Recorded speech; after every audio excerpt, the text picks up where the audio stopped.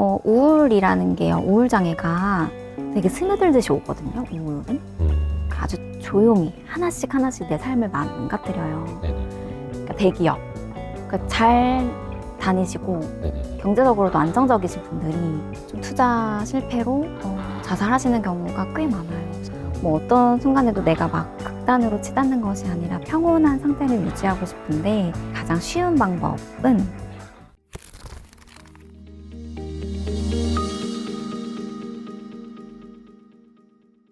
심리 상담을 받으러 가면 네. 어떤 일을 하게 돼요? 보면. 심리 상담을 처음 오시면 네. 일단은 접수 면접이라는 거를 해요. 예. 그 접수 면접이라는 거는 이제 내가 왜 여기에 왔는지, 네. 내 호소 문제가 뭔지 이런 것들을 이야기를 나누고 또 필요하면 간단한 검사도 하고요. 그래서 현재 내 상태를 좀 파악하고 그래서 내가 지금 경험하는 게 뭐 우울증은 아닌지 불안장애 정도로 심하지는 않는지 뭐 이런 것들을 좀 평가하는 시간을 보통 처음에 가지고요. 네. 그리고 나서는 본격적인 심리 상담을 하겠다라고 결정을 하면 네. 그때부터가 이제 제대로 된 심리 상담인데 같이 목표를 정해요. 목표요? 네. 네. 상담의 목표를 같이 정해요. 그래서 나는 어떤 것 때문에 왔는데 어떤 것들을 이루고 싶고 어떤 것들을 해결하고 싶다라는 목표를 같이 정하는데 네네. 그 과정에서 이게 만약에 저한테 답을 원해서 오시는 경우에는 네. 답을 드리는 것이 심리상담은 아니다. 답이 있지도 않고 다 개개인마다 자신의 정답이 있다. 그럼 그것을 더 잘 알아가고 선택할 수 있도록 저는 옆에서 그냥 따라가면서 보조할 뿐이지 실제로 이게 답이라고 저는 생각하더라도 그 부분을 제가 뭐 강요하거나 권유할 수는 없기 때문에 네, 그렇습니다. 약간 저희는 이제 구독자분들이 이제 네. 재테크라든지 투자에 관심 있는 분들이 굉장히 많으세요. 근데 사실 그것도 어떻게 보면 되게 스트레스 받는 맞아요. 일이고 엄청난 또 위험 부담을 네. 리스크를 떠안는 일이기도 한데 혹시 그 투자하시다가 네. 조금 어려움에 빠져서 이렇게 찾아오시는 분들도 계시나요? 있죠. 많이 있어요. 특히 올해 많이 있고요. 올해. 2020년 하반기 이때는 주식 투자로 우울하다는 사람은 거의 못 보셨겠어요. 그때는 막 시장 좋을 때. 네, 그쵸. 근데 그때 시장이 이제 안 좋아지면 코인이며 뭐 주식이며 이제 막 달려들어서 하다가 이제 저는 원래 만나셨던 내담자분들 중에 이제 약간 충동성이 높으신 분들 그럼 약간 위험성이 있는데 네네네. 그래서 투자 안 했으면 좋겠는데 지금은 제가 또 그렇게 말하기는 좀 어렵고 네. 그러나 약간 우리가 그런 위험성이 있다는 것을 인지하는 정도로 상담을 나눴었는데 이야기를 나눴었는데 네. 결국은 조금 피해를 많이 보신 분도 계시고요. 원래 이게 약간 충동적인 게 있으신 분들 네, 코인이겠네요. 그쵸. 그러니까 요즘은 또 부동산도 안 좋아가지고 그니까요. 여기 소장님 요즘에 대목 아닙니까? 그쵸. 정말 많긴 해요. 네, 네. 그리고 저뿐만 아니라 이제 동료 선생님들하고 얘기 나눠보면 기업에서도 네. 이제 이런 투자로 인해 자살하시는 분들도 요즘 꽤 많습니다.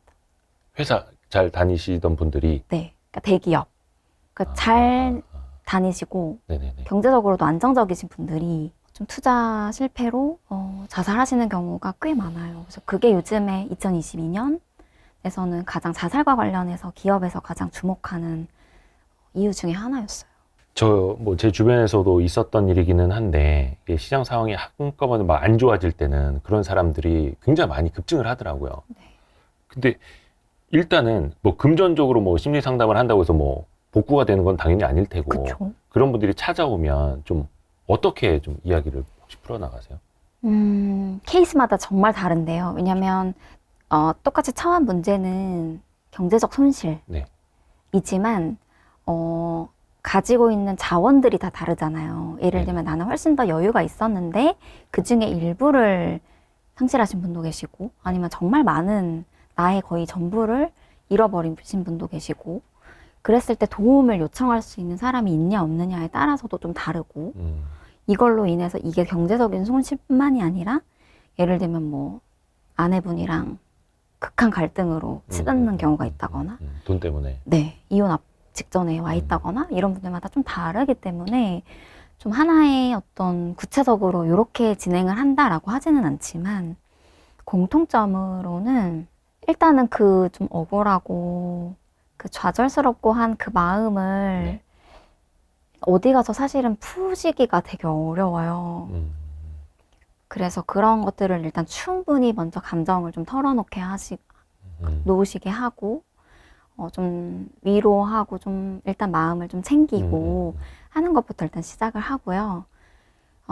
어떻게 해서 나는 좀 주식에 혹은 코인에 좀 투자를 하시게 되셨고, 어떤 마음으로 어떤 동기였는지 이런 부분들도 좀 탐색을 해나가고, 그리고 그 실패 혹은 내 경제적인 손실이 나에겐 어떤 부분을 의미하는지 이런 부분들을 좀 알아나가면서 제가 뭐 경제적인 손실을 만회해 드릴 수는 없지만 이미 지나가 버린 일들에 있어서는 사실은 그냥 잘 받아들이는 게 첫 번째 목표거든요. 받아들이게 하는 거. 네. 있는 그대로. 네. 이런 거죠. 예를 들면 1억의 손실이 났어요. 네. 그러면 사실로 보면 1억의 손실이 있는 거죠. 네. 그러나 우리가 이제 그런 상황에 놓이면 감정적으로 굉장히 압도돼요. 그래서 그게 1억이 아니라 그냥 내 삶이 인생이 망한 것처럼 느껴져요. 그럴 수 있죠. 네. 그럼 이제 그걸 구분하게끔 작업을 하죠. 1억이라는 돈이 굉장히 크지만 네. 또 어떤 분이 1억을 모았기 때문에 투자를 할 수 있었잖아요. 네네. 그럼 충분히 이분한테는 그것들을 만회해 나갈 수 있는 능력이 있는데 그것들을 보지 못하고 있을 수 있죠. 그런 부분들을 우리가 손실이 큰 것은 너무 맞지만 그것과 내 인생이 끝난 것, 그러니까 모든 가능성이 끝난 것은 아니다 라고 조금씩 구분 지어가면서 좀 이야기 나누는 것 같아요. 뭐 그런 금전적인 손실이 있어서 뭐 정말 아까워서 뭐 평생을 이제 괴로워하면서 살 수는 있겠지만 그래도 심리 상담을 받으러 온 사람이잖아요. 차라리 그 사람은 뭔가 이겨내고 싶다라는 의지라도 있는. 맞아요. 근데 그런 거 안 찾고 그냥 어디 다리부터 찾아가고 뭐 이런 분들이 맞아요. 사실 그런 분들이 상담을 좀 더 받으셔야 되는 거예요. 맞아요. 많은 분들이 최근에 그러니까 집값도 떨어지고 주식도 네. 떨어지고 코인도 떨어지고 뭐 안 떨어지는 게 없잖아요. 그래서 더더욱이 좀 힘들어 하시는 것 같은데 그래서 사실은 사회 전반적으로 조금 우울감이 더 높아지는 시기 아닌가 맞습니다. 라는 생각도 들어요. 뭐 참사도 있었고 그럴 때 좀 사람 하나하나에게 좀 해주실 수 있는 말씀은 뭐가 있을까? 이게 쉽지는 않은데. 저는 일단 코로나 시기를 겪으면서 이 사회 전반에 이제 팽배한 우울감이 더 짙어졌다고 봤거든요. 그래서 코로나 때는 이제 장사가 다 잘 안 됐잖아요. 그렇죠. 경제가 되게 안 좋았는데 사실 심리 상담 이 업계에서는 수요가 많았어요. 그렇죠. 우울할수록. 네. 그러니까 사회가 다 어두워졌다는 얘기잖아요. 그쵸. 네. 그리고 관계가 어쨌든 좀 단절되고 경제적으로도 많이 침체되어 있고 이러다 보니까 우울감이 되게 많았는데 그리고 그게 장기간 지속됐잖아요. 네. 이제 그러면서 이 우울이 일시적으로 왔다가 가고 보통은 그렇게 계속 반복이 되어야 되는데 이 회복되는 것 없이 좀 무기력한 것이 지속되는 경우는 우울감으로 많이 발전하거든요. 그래서 우울감이 많이 원래도 짙어진 상태였는데 최근에 그런 참사도 있었고 또 경제적으로 금리도 워낙 올라가고 네네네. 여러 가지 경제 시장은 안 좋아지면서 많이들 더 좀 막막해진 상태죠. 그래서 우울감도 많지만 사실은 불안감도 굉장히 많은 상태고요. 그 근본적인 이유는 저는 좀 미래에 대해서 긍정적으로 기대하기가 어렵다? 그 사실 코로나19 좀 끝나면은 뭔가 밝아지고 되게 희망찰 거라고들 기대를 했었는데 그니까요. 막상 거의 끝나고 나서 봤는데 이게 뭐지? 뭐 좀 달라지는 것도 없고 경제는 더 힘든 것 같고 내 삶이 더 팍팍해진 것 같고 그 두 가지가 같이 겹쳐버리는. 그 이 책에서도 우울과 불안의 이제 두 가지 주제로 이제 말씀을 나눠주셨는데 사실 저도 그 차이를 몰랐어요. 우울과 불안이 다른 거라면서요. 다르죠. 어떻게 다른 건지 좀 네. 설명 좀 해주세요. 사실 우울과 불안은 둘 다 부정적인 감정이다. 라고 하는 데서 공통점을 가져요. 네. 그래서 우리가 부정적인 감정이다라고 하면 느끼기 싫어하는 감정, 나한테 좀 불편한 감정인 거죠. 그래서 잘 느끼고 싶어 하지 않는 감정이다. 왜냐면 우울해도 힘들고 불안해도 힘드니까. 네. 둘 다 부정적인 감정이다라고 하는 점에서는 공통점을 가지는데요. 네. 우울이라고 하는 거는 주로 에너지가 없어요. 우울할 때는. 네, 우울하면 에너지가 없고, 그러니까 각성 수준이 되게 낮아요. 그래서 우울하면 우리가 무기력하고, 일상 활동이 잘 안 될 정도로 난 아무것도 안 하고 싶고, 귀찮고, 그리고 좀 약간 세상이 회색빛이 되는 거죠. 되게 단조로워지고, 이런 부분들이 우울의 가장 핵심적인 증상들이에요. 그래서 각성 수준이 낮고, 또 제가 이제 요 책에서 설명했던 거는 우울이 주로 과거에 시선을 둘 때 온다라고 제가 설명을 했거든요. 네. 그게 뭐냐면 내 시선이 과거에 머물러 있는 건데, 네. 아, 나 그때 그거 안 했어야 되는데, 아, 내가 그때 거기에다가 주식을 얼만큼을 샀었으면, 이렇게 내가 돌아갈 수 없는 과거에 계속해서 내 마음을 두는 거죠. 할 걸. 네, 뭐뭐 할 걸, 하지 말 걸. 과거에 어떤 부분이 상실되었거나, 요럴 때는 주로 현재 우울을 경험할 가능성이 크다. 네. 왜냐면 계속 그 과거에 머물러 있기 때문에 내가 잃어버린 것에 머무르잖아요. 그래서 보통은 우울할 가능성이 크다라고 설명을 했고, 네. 불안의 가장 핵심적인 증상들은 각성이에요. 과잉각성. 불안. 네. 불안이라는 거는 가장 주되게는 이 우리 몸 안에 그 자율신경계가 교란되었다고 보시면 좋을 것 같아요. 네, 네. 그래서 그 자율신경계가 이제 교감신경계랑 부교감신경계로 나뉘거든요. 네. 근데 그 자율신경계는 예를 들면 위험한 상황일 때, 뭐 호랑이가 내 앞에 갑자기 나타났거나 네. 이럴 때 내 신체적으로 반응하는 신경계예요. 그래서 막 입이 바짝바짝 마르고 갑자기 막 식은땀이 나고 뭐 이런 증상들 있죠. 당연히 불안해야 하는 순간에 네. 불안해지는 거. 그쵸. 네. 그런 신체적인 증상들이 나타나는 거. 네. 그리고 보교감 신경계는 반대로 안정화시키는 신경계인데 이 두 가지가 작동이 잘 안 되는 상태예요. 불안한 상태는. 그래서 주로 나는 지금 편안한 소파에 앉아 있는데도 위험이라고 느끼는 거죠. 내 몸이, 내 마음이. 그래서 계속해서 뭔가 불안함을 느끼고 위험이라고 느끼고 이런 것들이 이제 불안이에요. 그래서 아까 우울과 좀 반대되는 것들인데, 우울은 각성 수준이 좀 낮고 재미없고 아무것도 하고 싶은 거 없고 무기력하고 이런 부분이었으면, 불안은 굉장히 막 조급하고 초조하고 계속 에너지가 막 붕붕붕붕 떠다니는 거예요. 그러니까 우울하고 불안은 약간 그러면 대칭점에 있는 느낌일까요? 그렇게 이미지를 잡아보셔도 좋을 것 같아요. 네. 물론 두 가지가 완전히 다른, 그러니까 그 대칭되는 양극단에 있는 점은 아니지만, 왜냐면 우울도 불안과 공통점인 부분이 되게 많거든요. 네. 그렇기 때문에 비슷한 점도 많지만 굳이 차이를 나눠보자면 이런 부분들이 주된 차이점이다. 혹시 그러면 이게 우울과 불안이 한꺼번에 오는 경우도 있나요? 있습니다. 많아요. 아, 그래요? 네. 그래서 우울과 불안의 공통적인 증상은 뭐 예를 들면 피로감. 네. 그러니까 우울한 사람 안에서도 피로감을 경험할 수 있고, 불안한 사람도 피로감을 느끼고요. 네. 뭐 집중이 잘 안 된다. 이런 것도 둘 다 나타나고, 둘 다 뭐 수면 장애가 있다. 뭐 이런 것들이 공통점이기 때문에 어떤 부분에 있어서는 두 가지를 구분하는 게 조금 어렵죠. 그러나 또 두 가지가 같이 오는 경우도 왕왕이 있기 때문에, 예를 들면 우울과 불안을 같이 경험하는 거죠. 그런 경우에는 어떤 부분은 그 안에서 약간 우울에 더 가깝고, 네. 어떤 부분은 불안에 더 가깝다라는 것들을 저희 전문가들은 알지만, 네. 또 그걸 느끼는 그냥 일반인 분들은 그게 뭐가 차이지? 라고 구분하기 어려우실 수 있죠. 더 혼란스러울 수도 있겠네요. 그쵸. 우울하고 불안을 물론 이제 본인이 내가 어떤 상태다라는 걸 이제 아는 게 가장 중요할 것 같기는 한데 이거를 그러면 관리를 해야 될 거 아니에요. 네. 이것도 우울과 불안을 좀 관리해야 할 필요성이라고 하면 좀 어떤 게 있을까요?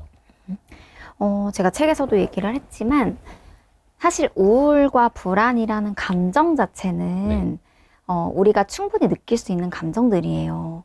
그래, 나 오늘 우울해. 그쵸? 나 좀 불안해. 뭐 이렇게도 말하니까. 그쵸? 그럴 때의 감정으로서의 우울과 불안은 사실 문제가 되지 않아요. 그래요? 네. 왜냐면 내가 느낄 만한 적절한 상황에서 느끼면 우울할 수도 있고 불안할 수도 있죠. 그러나 문제가 되는 경우는 이 우울과 불안이 우리에게 되게 익숙해서 잘 느끼는 감정들인데 이게 좀 과도해서 네. 일상생활에 지장을 줄 정도로 심해져서 우울증이 되거나 불안 장애가 되거나 그게 이제 문제가 되는 거죠. 그래서 우울과 불안을 느끼는 것은 당연한 일이고 자연스러운 일이지만 우리가 우울한 감정이 우울 장애가 되지 않도록 불안이라는 감정을 느낄 수는 있지만 불안 장애로 발전하지 않도록 관리하는 것들은 필요할 것 같아요. 그러니까 평소에 감정으로서 느끼는 우울감은 크게 문제가 되지는 않는데 네. 그게 어떤 증상 그리고 네. 장애로 나가면 이게 네. 심해지는 거니까. 그쵸. 사실 저는 우울감하고 우울증도 잘 몰랐었네요, 그 차이를. 그쵸. 대부분 모르시죠. 아니 왜 요즘에 그러니까 저는 이제 기자니까 네. 뭐 기자협회에서도 그렇고 이렇게 자살 관련된 기사를 쓸 때 항상 밑에다가 이제 네. 텍스트를 첨부해서 달게 되거든요. 뭐 네. 우울감을 느끼실 때는 어디로 좀 뭐 상담 전화를 하거나 이렇게 하라고. 근데 거기도 보면 우울감이라고 쓰거든요. 우울증이라든지 뭐 그쵸. 이게 아니라. 그래서 왜냐면 저는 그냥 우울감 그 자체가 되게 부정적인 거라고 저는 느끼고 있었는데 그게 네. 아닐 수도 있는 거네요, 그러면. 네. 우울감은 충분히 느낄 수 있어요. 내가 예를 들면 너무너무 아끼던 뭔가를 잃어버렸어요. 네. 그럼 우울할 수 있죠. 그렇죠. 그러나 일시적이죠. 거기에서 우리가 거기에 빠져 있지 않으면 그래서 거기에서 시간이 지나가고 혹은 어떤 문제들이 해결되고 나면 다시 자연스럽게 회복이 되는 것은 건강한 일이죠. 근데 아까 그 피로감 네. 말씀을 해주셨는데 저희 아주 지근거리에 있는 사람이 항상 피곤하대요. 무기력하고 기력이 없고 항상 처진다. 네. 근데 그걸 이제 병원을 가보니까 그게 우울증이라고 네. 해서 약을 처방받는 분이 있거든요. 네. 그것도 그러면 약간 우울감에서 조금 단계가 넘어서서 그런 빠져나오지 못하고 항상 피로해지는 약간 그런 걸까요? 만성 피로감일 텐데 네. 사실은 우울증이다라고 말하려면 피로감 말고도 이제 증상이 되게 많아요. 이 중에서 5가지 이상을 동시에 경험해야 되고 그게 이제 2주 이상 지속되면 저희가 우울 장애라고 부르거든요. 혹시 5가지가 어떤 건가요? 우울한 기분, 네. 그리고 흥미의 저하, 뭐 내가 재밌었던 거, 내가 즐겨하던 것들이 더 이상 재미가 없어지는 거, 좋아하던 것도. 네, 뭐 혹은 무기력, 뭐 네. 이런 것들, 그 다음에 식욕의 변화, 그래서 식사량이 막 줄어들어서 체중이 빠지거나 아니면은 오히려 너무 많이 폭식을 하거나, 뭐 불면 혹은 과다 수면 이런 수면의 문제도 있고 피로감, 뭐 집중력의 저하, 뭐 정신운동성 초조나 지체, 뭐 또 뭐가 있을까요? 자살 사고 등등등 여러 가지들 중에 5개가 동시에 2주 이상 지속되고 그게 나의 일상 기능에 많은 영향을 줄 경우에는 우울증으로 진단을 해요.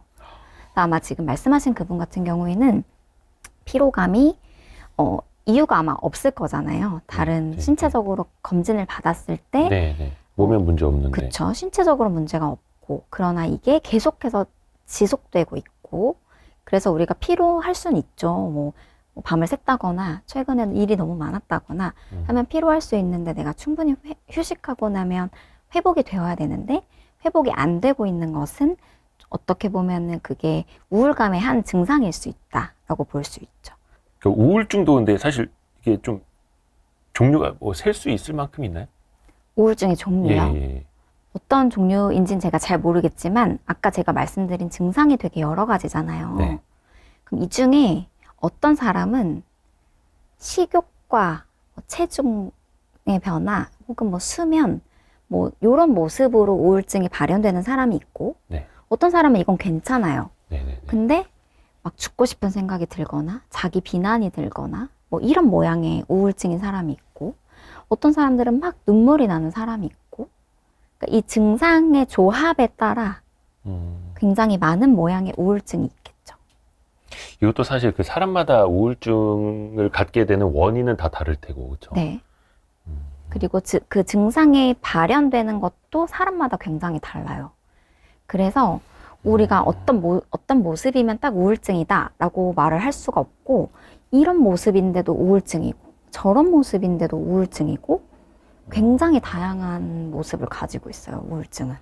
그게 우울증을 겪는 사람이 주변에 있어도 사실 잘 못 알아보기가 쉽잖아요, 그렇죠? 그럴 수도 있죠. 멀쩡히 뭐 같이 생활 잘 하고 있는데 네. 그 사람이 우울증이었다라는 것도 주변인들이 나중에 알게 되는 케이스도 굉장히 많더라고요. 맞아요. 사실 이것도 우울증도 대인 관계가 굉장히 중요하잖아요. 네. 옆에 영향을 사람들이 많이 또 주죠. 어떤 영향을 주느냐에 따라서도. 네. 이것도 그러면은 그 우울증에 앓고 있는 본인뿐만이 아니라 주변 사람들도 조금 더 뭐 신경을 그 사람에게 써줘야 할 약간 이런 것도 있는 거예요? 그러면 아니면 또 훨씬 과잉- 좋죠. 그래요? 네. 왜냐면 물론 우울증을 경험하면 대인 관계에서 많이 위축돼요. 사람들을 만나러 안 가는 거죠.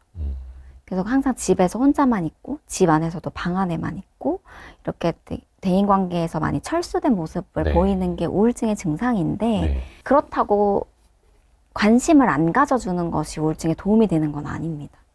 그래서 이 사람이 원하지 않게 너무 과한 관심은 어떻게 보면 좀 역효과가 날 수도 있지만 뒤에서 좀 묵묵히 지지해주고 기다려주고 언제든지 이렇게 도움을 요청해도 괜찮아 하고 약간 한 발자국 떨어져 있지만 계속해서 내가 너에게 관심을 가지고 있어 라고 좀 알려주는 거는 굉장히 도움이 됩니다.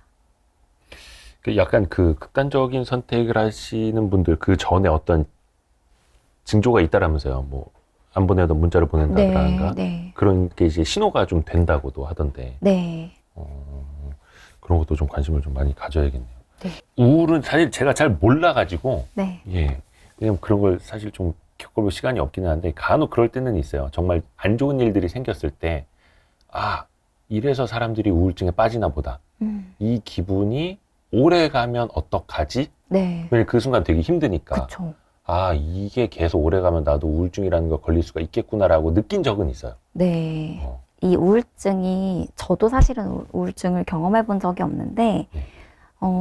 표현을 못 한다고 하더라고요.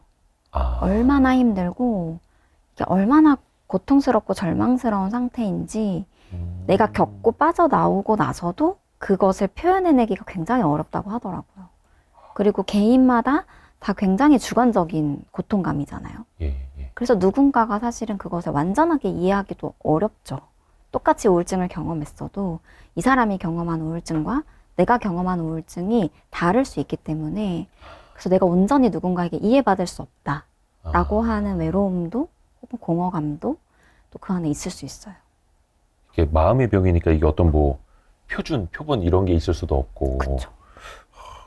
근데 우울증이라는 게 이게 혼자서 좀 해결이 가능한가요? 아니면 꼭 뭐 물리적인 걸 뭘 약이라든지 찾아야 되는 건가요? 어떻게 해야 되는 거예요? 케이스 바이 케이스긴 네, 한데요. 네, 네.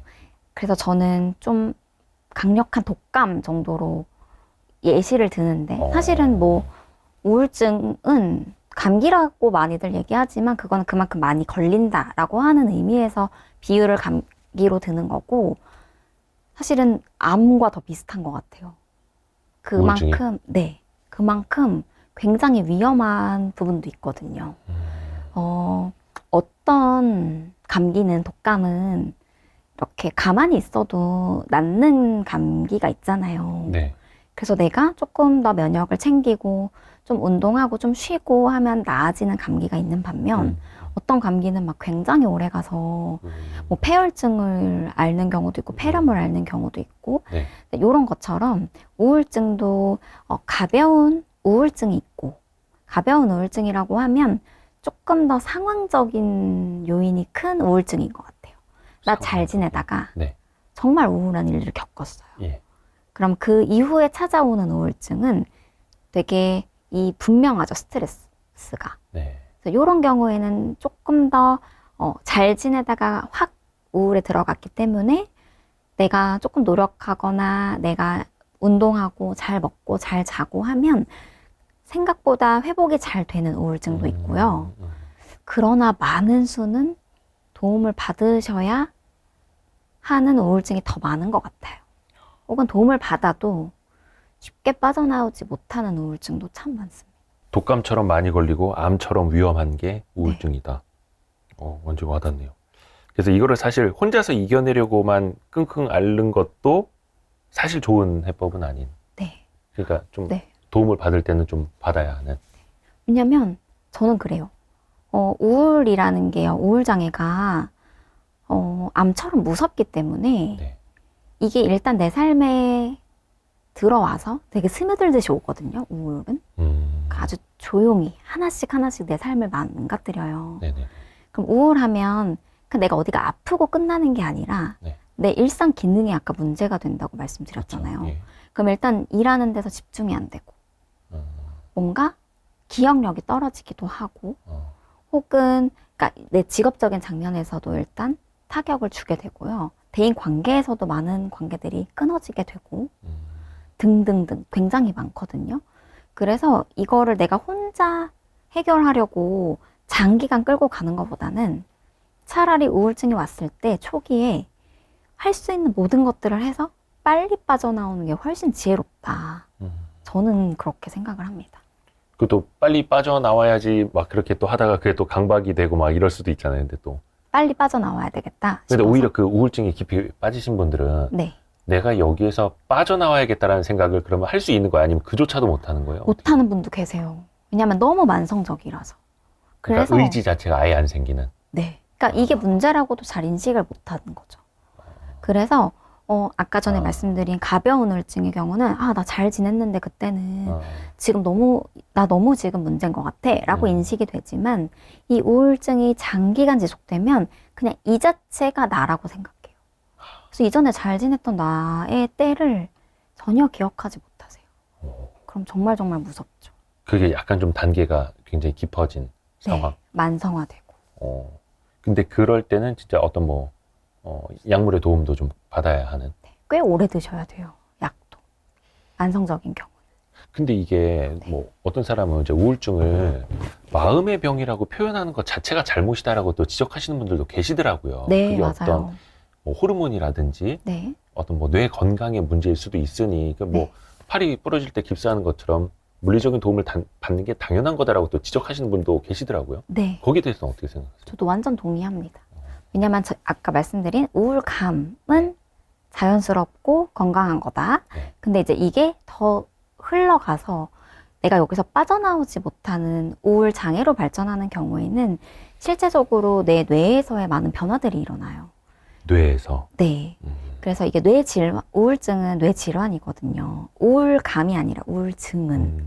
그렇기 때문에 뇌에서 이제 우리 뇌에는 신경 전달 물질이라고 하는 게 있는데 그게 이제 뇌 적정 용량으로 유지가 되어야 되는데 내가 이제 우울증이 길어지면 길어질수록 내 뇌에서 변화들이 일어나서 그 용량이 이제 정상 범위를 벗어나는 거죠.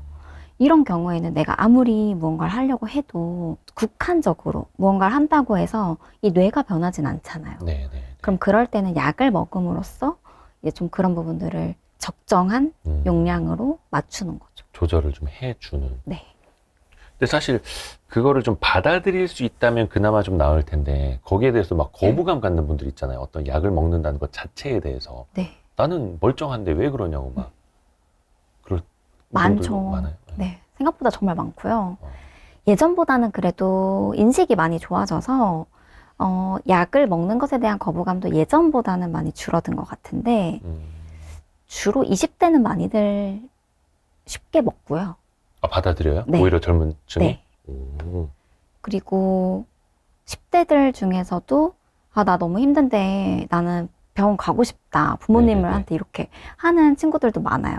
10대들이 우울증을. 내가 너무 힘드니까. 근데 나이가 더 들수록 사실 그 편견과 선입견이 더 많은 것 같아요. 그래서 정말 약이 필요한 분들도 제가 정말 계속 권유해도 안 드시는 분들도 정말 많고요. 꼰대들. 고집 세져가지고. 두려운 것 같아요. 혹시라도 이 약을 먹었을 때 어떤 사회적인 시선은 어떨까?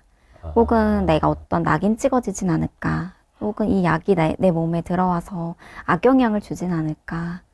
근데 요즘엔 좀 많이 달라지고 있지 않나요? 그래도 몇 년 전만 하더라도 정신과 간다 그러면 저 사람 정신병원 다닌다고. 저 어릴 적만 해도 막 그랬거든요. 네. 근데 지금은 그래도 심리 상담 받으러 간다 하면은 사람들이 요즘 세상 힘들고 그런 사람들도 많고 하니까 그래도 이제는 좀 자연스럽게 이해가 되는 사회가 된 거 아닌가 조금 저는 그렇게는 생각은 하는데 네.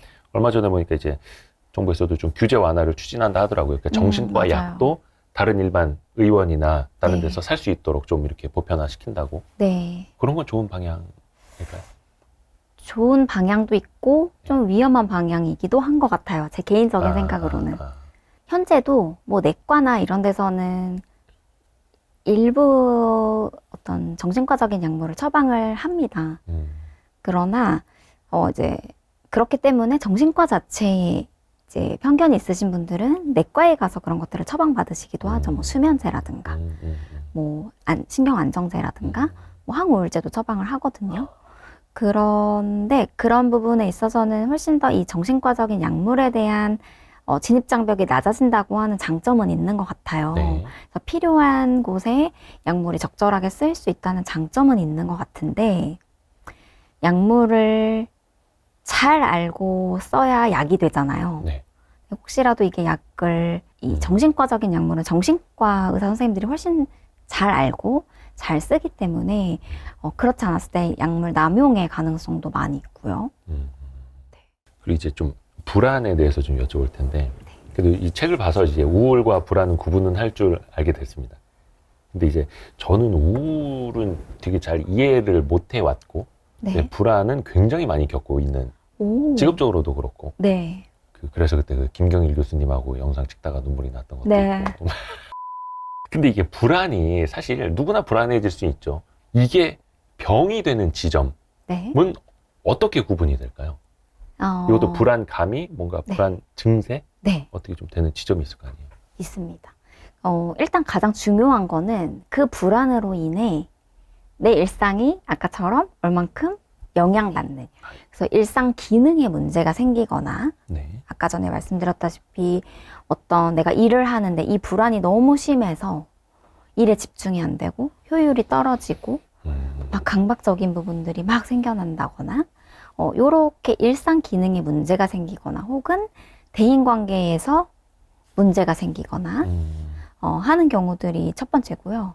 두 번째는 그것으로 인한 나의 주관적인 고통감이 얼만큼 크냐. 예를 들면 내가 불안해요. 네. 그러나 그게 나를 막 잡아먹는다고 느껴지진 않아요. 그래서 내가 버틸만 해요. 네네네. 그냥 견딜만 해요.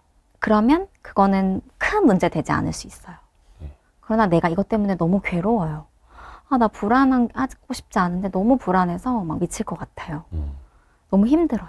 그럼 걔도 불안 장애까지 고려해 볼 만한 정도이고요. 불안도 마찬가지로 우울처럼 증상들이 있어요. 네네네.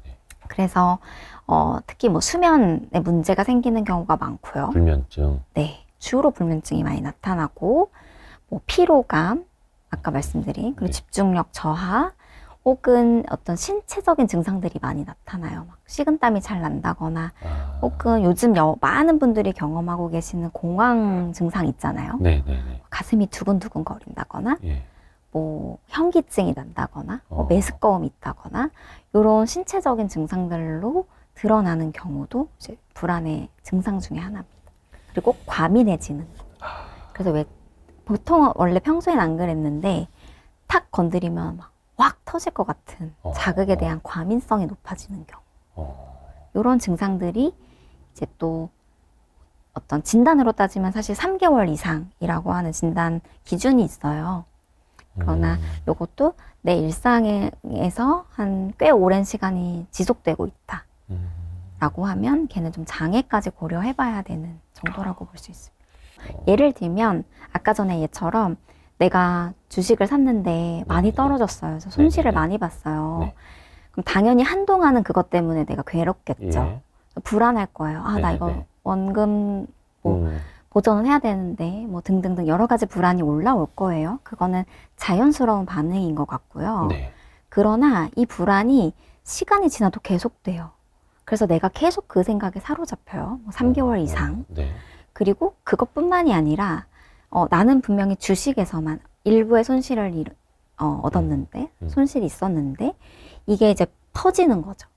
그래서 내가 일을 할 때도 무언가 더 눈치를 많이 보게 되거나 혹은 내가 지금 손실 보지 않은 다른 영역들에서도 계속 불안감이 무언가 느껴지거나 하면은 걔는 좀 이 상황에 국한된 불안이 아니라 조금 더 만연해지고 조금 더 퍼져나가는 그런 불안이라고 볼 수 있을 것 같아요. 그 두통이나 근육통, 네. 아까는 좀 뭐 이제 피로감 이런 것도 이야기해 주셨는데 이것도 그러면은 불안에서 올 수도 있는 거예요? 네. 우울에도 오고요. 불안에도 와요. 신체 증상이라고 말하죠. 신체 증상. 네. 불안에서부터 설명을 드리면 아까 전에 불안의 가장 주된 특징 중에 하나가 이제 과잉 각성이었잖아요. 네. 그러니까 신체적으로 각성되어 있어요. 음. 왜냐면 늘 위험에 이렇게 대비하고 있잖아요. 네네네. 지금 불안하니. 네네네. 그렇기 때문에 내 몸이 당연히 각성되어 있고 경계하는 상태죠. 그러니까 두통이 생길 수밖에 없고 근육통이 생길 수밖에 없고 소화도 안 되고 막 이런 거죠. 그러니까 그냥 편하게 있어도 되는데 계속 어딘가에 계속 힘을 쓰고 있는 거네. 에너지를 그쵸. 쓰고 있는 거네. 막. 쫓기고 있으니까. 그래서 뭐 우리가 많이들 어디가 아파서 만약에 병원에 갔어요. 네. 소화가 잘 안 되거나 뭐 설사를 한다거나 네. 혹은 머리가 아프다거나 그래서 병원 가면은 가장 많이 듣는 얘기가 스트레스성입니다. 뭐 이런 얘기 하잖아요. 네. 그게 이 경우라고 보시면 좋을 것 같아요. 내가 항상 긴장하고 스트레스 받아서 막 신경 쓰고 하면 이제 불안이 많이 상승해서 이제 이런 증상들을 겪는 경우가 많고요. 근데 저는 약간 그런 얘기를 들으면서 실제로 의사 선생님한테 그런 얘기도 들어봤는데 네. 딱 그거라고 생각을 했거든요. 그냥 뭐 술, 담배 많이 하면 몸에 안 좋습니다. 뭐 운동하시고 술, 담배 줄이시고 약간 이런 얘기처럼 아니 스트레스 안 받는 사람이 있냐고요. 그쵸. 이거 스트레스성일 수 있습니다. 그러면은 저 얘기는 나도 하겠는데 사실은 저는 그렇게 막 이해를 했거든요. 맞아요. 이 스트레스라는 걸 어떻게 뭐 조절을 하거나 그럴 수가 있나? 그거를 다뤄 나가는 게 사실 상담인 것 같아요. 그러니까 내가 나에 대해서 안다는 것은 네. 내가 어느 정도까지는 감당할 수 있고 어느 수준을 넘어가면 힘겨워하는구나. 이거를 좀 찾아가는 과정이기도 하고 내가 보통 어떤 상황에서 이렇게 스트레스가 신체적으로 나타났지? 어느 시점부터 이런 거를 좀 탐색해 나가기도 하는 것 같고요. 그래서 우리가 스트레스를 안 받을 순 없지만 스트레스를 어느 정도까지 내가 감당할 수 있는지를 알면 네. 거기서 일단 한번 조절할 수 있겠죠. 아, 내가 여기에서 더 나가면 네. 나 좀 더 많이 불안해져. 네. 여기서 잠깐 쉬어가자. 네. 이런 느낌으로. 그렇죠. 혹은 내 안에서 나오는 반응을 살필 수도 있겠죠. 나 지금 조금 불안해지고 있네. 나 그때도 이러다가 확 공황으로 넘어갔는데. 그럼 지금 내가 조금 더 휴식해야겠다. 내가 조금, 지금은 일을 조금 줄여야겠다. 이런 식으로 내가 어떤 불안의 나의 전조 증상, 뭐 이런 부분들을 좀 알아가기도 하죠. 저는 예시를 어떻게 드냐면, 비유를 어떻게 드냐면, 사람마다 가진 항아리가 있다. 네. 여기에 물이 차 들어가요. 네, 스트레스예요. 네. 그럼 내가 어느 정도까지는 다 받아들일 수 있어요. 내가 나로서 기능해요. 네. 근데 예를 들면 여기 끝에 이제 온 거예요. 네. 조금 더 들어가면 찰랑찰랑해요. 네.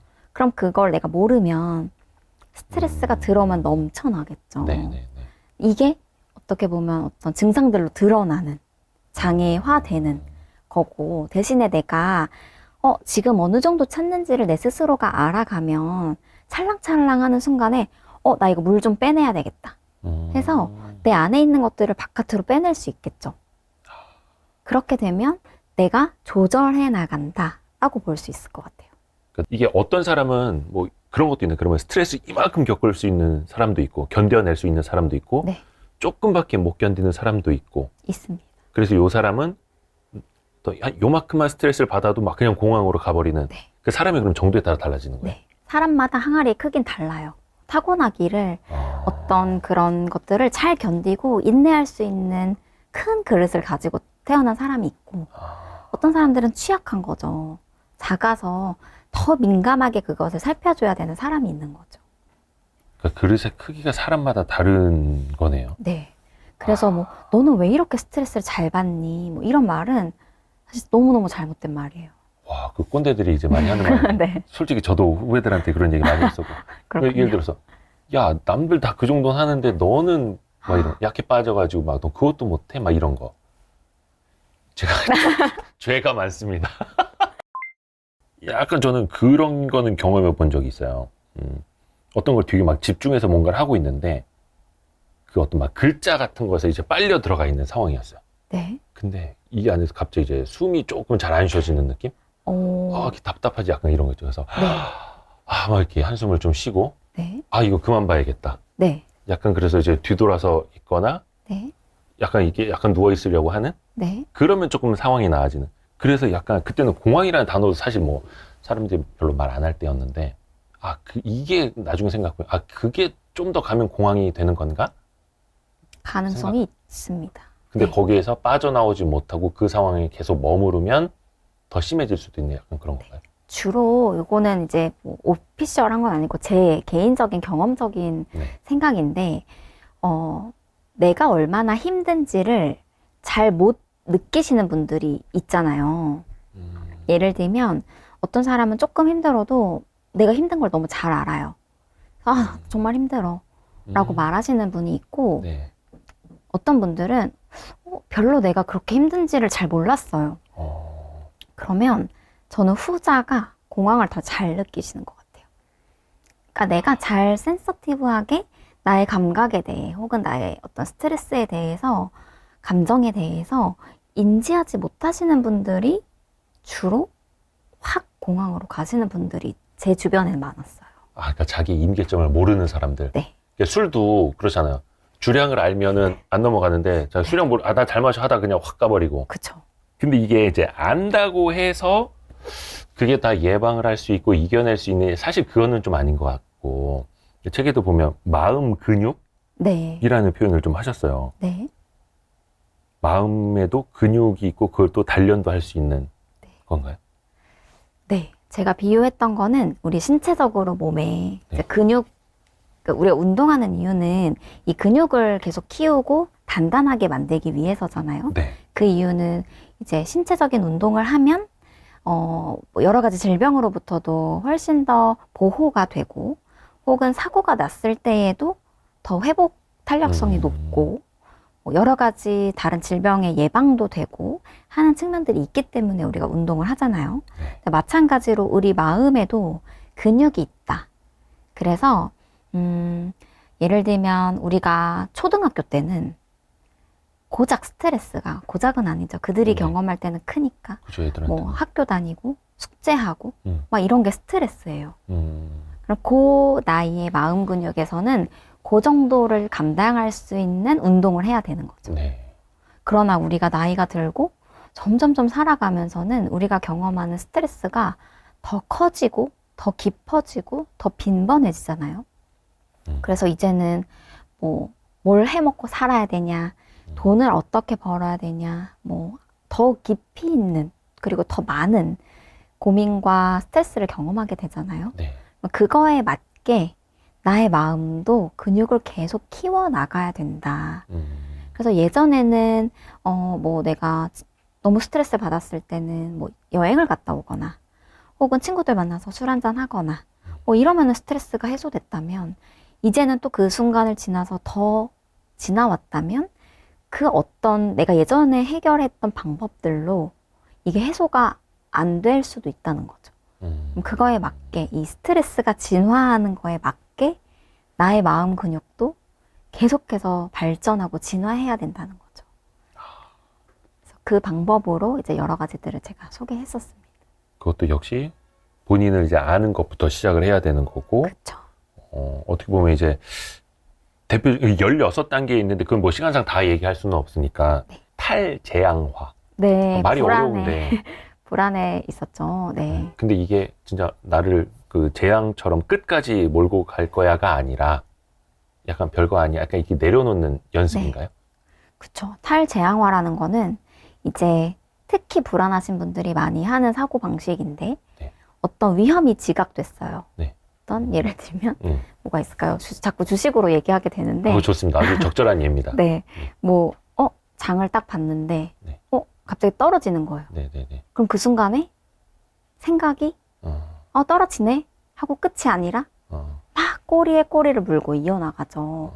그래서 내가 여기에 만약에 물린 돈이 많아요. 그러면 그 떨어지는 그 순간의 그 자극이 나에게는 계속 파국적으로 생각하게 만드는 거예요. 이렇게 돼가지고 어디까지 떨어지지? 그럼 이렇게 되면 내가 돈을 얼마를 잃지? 이거 이러면 나 집 못 사는데? 나 집 못 살면 나 계속 굶어 죽는데? 등등등. 그러니까 악순환, 생각의 악순환. 그쵸. 그래서 요렇게 우리가 이 재앙화 사고를 가진 사람들은 끝까지 가기 전에 우리가 좀 잘라서 정확하게 바라보는 연습들을 하는 거죠. 그게 탈재앙화 방법 중에 하나입니다. 약간 그것도 있더라고요. 그냥 내버려 두기. 이게 어떻게 보면 본인의 자각하는 거랑 비슷할 수도 있는데 있는 걸 그냥 있는 그대로 받아들이는. 네. 근데 사실 이것도 잘 안 되시는 분들이 있으니까 그것도 연습이 필요하다는 거잖아요. 그쵸. 많은 분들이 예. 잘 못하시죠. 왜냐하면 우리는 너무 자연스럽게 어떤 일이 일어났거나 어떤 자극에 대해서 좋다 나쁘다로 평가하거든요. 이 일이 일어난 거는 나에게 좋은 거야, 안 좋은 거야 라고 판단하기 때문에 예를 들면 내가 물을 마시고 싶은데 물이 다 떨어졌어요. 네. 그럼 그냥 물이 다 떨어진 거잖아요. 그거를 물이 다 떨어졌네 라고 받아들이면 내가 거기서 멈출 수 있어요. 네. 그러나 나 지금 물 마시고 싶은데 물이 다 떨어졌잖아 하고 그것을 부정적으로. 그럼 더 목말라지죠, 막. 그쵸. 더 갈증 나고 막. 그쵸. 그러면 왜 물을 준비를 안 한 거지? 뭐 등등등 자책하게 되고. 여러 가지 더 크게 될 수 있다. 그리고 우리는 하루에도 혹은 전 일생에 걸쳐서 우리가 경험하는 일들이 당연히 좋은 일도 있고 안 좋은 일도 있다. 물이 떨어질 때가 있으면 물이 넉넉할 때도 있고 우리는 그걸 다 경험하거든요. 근데 그것을 내가 좋다 나쁘다로 평가하지 말고 그냥 그 순간에 그것을 있는 그대로 받아들이자. 이게 주로 이제 마음 챙김이라고 해서 마음 챙김. 네. 요즘 많이 유행하고 있는 기법, 이론인데요. 주로 뭐 명상하거나 요가하거나 이런 데서도 많이 사용되고요. 그래서 우리가 어떤 나쁘다고 인식하는 것을 혹은 평가하는 것을 멈추자. 네, 이런 것들도 요즘 많이 떠오르는 부분입니다. 마음 챙김이라는 말이 되게 예쁜데요. 내 마음을 지금 챙기자 이거예요. 그래서 왜 주식도 투자도 잘 하시는 분들 보면은 그 순간에 일희일비하지 않고 네, 맞아요. 그냥 이걸 수치로 보고 혹은 그냥 지표로 보고 네.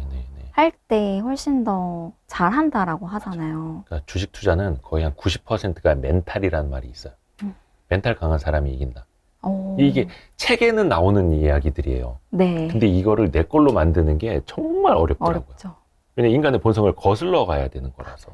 그래서 주변에 혹시나 투자로 좀 힘들어 하셔서 오시는 분들이 있으면 그런 이야기도 많이 해주시면 좋을 것 같아요. 혹시 우울과 불안 조금이라도 느끼시는 분들을 위해서 마지막으로 한 말씀 해주시고 끝낼까요? 우울과 불안은 뭐 저도 느껴봤고 아마 모든 사람들이 잘 느끼는 감정일 것 같아요. 우울과 불안을 느끼는 것이 잘못된 것이 아니라 내가 이것을 느끼고 계속해서 느끼는데도 그것을 방치하는 것, 내버려 두는 것이 문제이니 혹시라도 우울과 불안으로 인해서 좀 오랫동안 힘들고 계신 분이 있다면 방치하지 마시고 적극적으로 어떤 도움을 구하시는 거를 추천을 드리고 또 하나는 우리는 다 마음이 평온해지고 싶잖아요. 그렇죠. 그래서 어떤 위험한 순간에도 음. 뭐 어떤 순간에도 내가 막 이렇게 극단으로 치닫는 것이 아니라 평온한 상태를 유지하고 싶은데, 그렇다면 그 방법 중에 가장 쉬운 방법은 내가 지나온, 그래서 돌이킬 수 없는 과거를 자꾸 보면서 후회하고 아쉬워하고 자책하는 것도 아니고, 또 내가 미리 내다볼 수 없는 저 미래, 앞을 내다보면서 저 때는 어떻게 될까? 그럼 나는 지금 뭘 해야 될까? 라고 불안하지 않고 그냥 지금 오늘 이 순간에서 내가 지금 뭐 먹지? 나 지금 뭘 하면 좋을까? 이런 것들을 더 열심히 고민하면서 사시면 훨씬 더 평온한 마음들을 가지실 수 있을 것이다 라고 말씀드리고 싶습니다. 지금 이 순간 네. 내가 살고 있는 현재에. 네. 오늘 진짜 그 좋은 말씀 또 따뜻한 말씀 해주셔서 너무 감사드립니다. 감사합니다. 고맙습니다. 네.